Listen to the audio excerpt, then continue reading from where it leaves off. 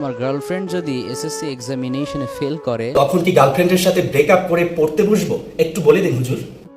Immediately তাকে একটা message drop করো। ইয়েস, মেসেজ ড্রপ করব। স্ট্রেট ফরওয়ার্ড তার বাবাকে বলে ড্যাডি। স্ট্রেট ফরওয়ার্ড বাবাকে বলবে ড্যাডি।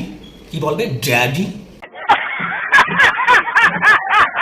আমার দ্বারা আর পড়াশোনা হবে না, একটা ছেলেকে আমি অনেক লাইক করি, তারপর হুজুর?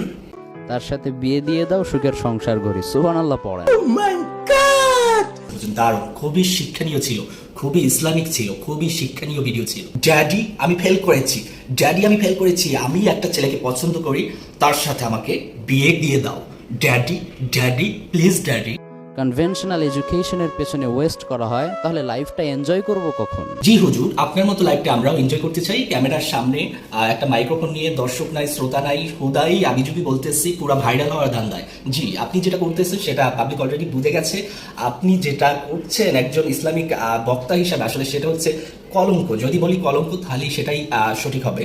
আপনার মতো হুজুরকে জুতা পিটা করা উচিত, একেবারে জুতা পিটা করলেও সেটা আপনার ক্ষেত্রে কম হয়ে যায়। আপনি ক্যাটরিনা কাইফের কথা বলেন, আপনি সানি লিওনের কথা বলেন, আপনি মিয়া খলিফার কথা বলেন, এরকম অ্যাডাল্ট যারা রয়েছে, যারা দেখা যায় নীল পর্ন মুভি করে, তাদেরকে নিয়ে আপনার বক্তব্য থাকে। মানে একটা ইসলামিক বক্তার যেরকম চারিত্রিক বৈশিষ্ট্য দরকার, সেই সাথে কথার শালীনতা দরকার। আপনার কাছ থেকে যেসব মানুষ শিখছে, শুধু ভাইরাল হওয়ার জন্য আপনি ইসলামকে ব্যবহার করছেন, এটা খুবই খারাপ।